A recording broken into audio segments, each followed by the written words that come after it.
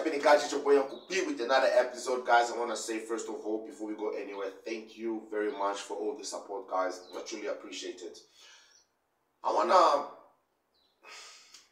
address a couple of comments that I get on my channel. Some of them I didn't screenshot them, but I'm sure you guys have seen it, those ones that are regular. And I want to address people who misunderstand my channel. Guys,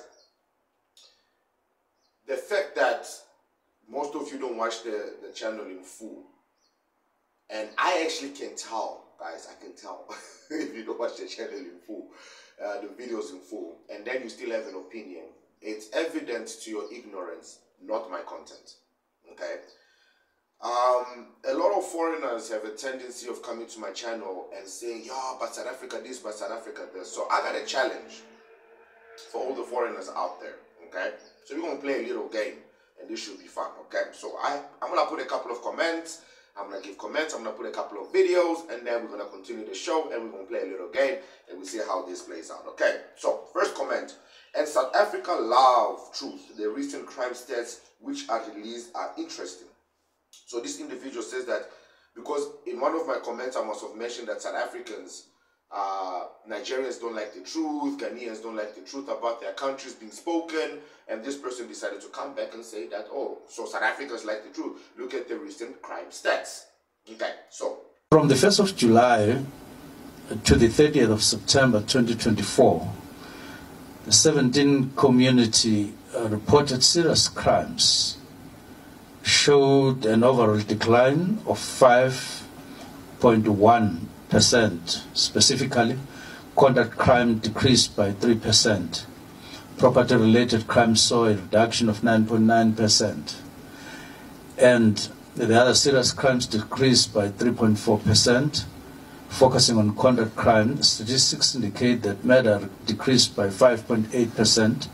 Sexual offenses by 2.5%, and robbery with aggravating circumstances by 8.8%. We note this general decline and in specific categories of crime, not in fact categories, specific crimes as it were. Additionally, rape decreased by 3.1%, while robbery at residential premises and non-residential premises decreased by 1.3% and 21.1% respectively. I want to challenge any African, Ghanaian, Congolese, Cameroonian. Please show me the South African crime stats in your country. Show me your prisons and show me how many South Africans you guys have arrested in your prison for crimes. Don't show me an article from Thailand, from Brazil, from the US. No. If you show me a South African arrested in Nigeria for selling powder, for human trafficking, in Ghana. Show me a South African in Zimbabwe who is looting, who is stealing groceries, jumping borders without the right to documentation. Show me that, and then we can talk. This comment says, South African statistics on human trafficking in South Africa. Human trafficking in South Africa is a significant concern, which the country being a source, transit, and destination point for trafficked individuals. Some key statistics include approximately 155,000 people are living in modern slavery in South Africa. The majority of trafficking victims are more women and children. Over 70% of trafficking victims in South Africa are trafficked for sexual exploitation. Okay? Let's assume you're right with us. Please do me a favor. Show me the stats. This individual, Abraham, show me the stats of trafficking in your country and show me the individuals responsible of trafficking in your country. And I will show you the stats of trafficking in South Africa and the individuals involved in trafficking in South Africa. You see, I can read all these comments. Ghanaians and South Africans are piping up to talk about not wanting to hear the truth. The hypocrisy of it all. I recall none of you guys willing to accept the hard, cold truth spoken to you people about the state of your respective nations.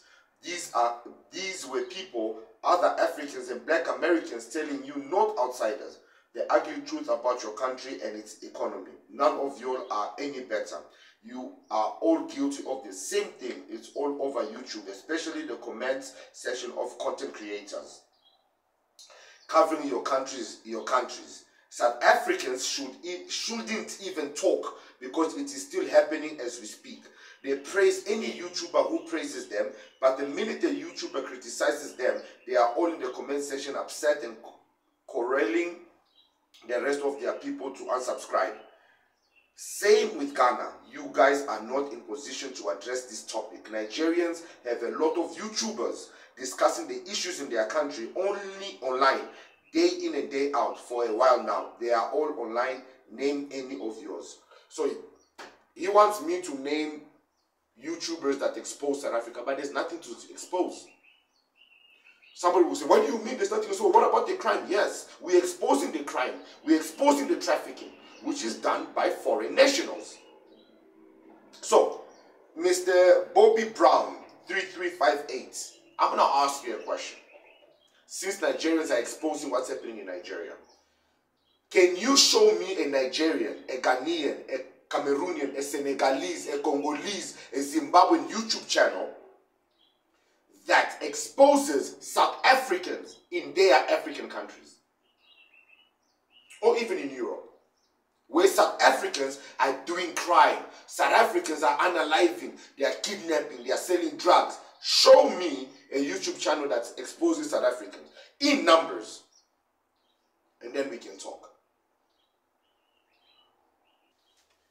You see, the issue is you can't show me that because it doesn't exist. South Africans are not out there in Africa destroying other people's countries. South Africa are not out there in Africa unaliving people. You guys are talking about the crime stats in South Africa, in their own home. If in my house, we poop everywhere, you can't come and judge my house, it's my home. If in my home, we walk naked, you can't tell me we are wrong just because you think walking naked is wrong. If South Africa is a crime state, South Africa is a HIV republic and all that, can it be South Africans doing that? Most of you will be like, yeah, Uncle P, if you look at the state, most of the crime is done by South Africans. That's a lie. That's a massive lie. Most house breakings are Zimbabweans and Mozambicans. Factory hijackings and everything, Mozambicans. Drug powder selling, Cameroonians, Senegalese, frauds and all this. You guys say South Africans are stupid, they are not smart enough, yet you want to give them credit for doing all these amazing crimes. Which is which? Are they stupid or are they smart enough? Which one is which? Because to traffic a person requires a lot of connections, a lot of channeling and a lot of money. You already said that South Africans depend on grants, 350 grants. So how are you now accusing them of being responsible for this? Or is somebody paying them? Or is there a foreigner behind them, a Nigerian behind them, a Congolese behind them, a Muzungu behind them, leading them into doing this thing because they know that they are poor, because their country is being captured by foreigners, therefore they have no choice but to try anything, which is also not true. Unlike Nigerians who will do anything just to make it into somebody else's country. In 2015, some Nigerians decided to migrate to Italy for greener pastures. Due to the closeness of Libya and other North African countries to Europe, many Nigerians preferred to cross the Mediterranean Sea instead of using the normal flight process. One of the prospective migrants said that he sold his brother's piece of land and used the 2 million naira to sponsor himself for this trip. At some point, they got to Niger to buy gari, sugar, milk, and water for survival, and they were also told that they were crossing the Sahara Desert to get to Libya. Crossing the Sahara Desert was no joke. Some people died, others survived. They even paid $500 to cross the Sahara Desert to Libya. While traveling, the migrants noticed that the boat started swinging, so some of them fell off the boat and drowned in the sea, while others were imprisoned and taken to deportation camps. However, these travelers got worse than they bargained for. They were sold to slavery camps in Libya and forced to work on farms without pay. The International Organization for Migration, IOM, rescued the Nigerians and evacuated them back to the country. South Africans are not doing that. South Africans are not flocking in numbers into anybody's country. Show me anywhere where a large number of South Africans are flocking into somebody else's country. Show me. This individual says the biggest competition to the stores of the white men, Pick and Pay, ShopRite, Gain, etc. are the spaza shops owned by African foreigners. Black SA are okay with this lifestyle as long as we get, so I'm assuming it's a South African, 350 from government. As long as government gives contract jobs, the white man loves that. They love to see SA destroy their competition, spaza shops, because we are making them rich. I get you defend SA, but speak about the root cause. Black SA, I'm assuming they say we are lazy, and African foreigners saw an opportunity that's why we have Yobro/Yovo. I hope my Gen Z changes this. My response was a little ignorant, this take, but I'm assuming you're a foreigner that is benefiting from SA at all means and then insulting them in the process. But from this, it looks like it's a South African that wrote this. First of all, this person is extremely ignorant. If you go to Europe, they've got grant systems the same way with South Africa. They got systems whether it's for women, for children, for men, unemployment, everything. Europe has this very same thing. But why is it that when it comes to South Africa, South Africans are then insulted for accepting that the system of their country has put things in place in order to benefit the people of their country? The same way in my previous video, if you watched it, Namibia, Botswana, free education, financing their farmers. But when South Africa does it, you call them lazy. How is that lazy? How is it lazy that you have proper leadership that is doing things to allow you to be able to function in your country? Is that not the key for a successful nation? Proper leadership, a thriving economy. So guys, I wanted to just go through these comments to show how ignorant people can be.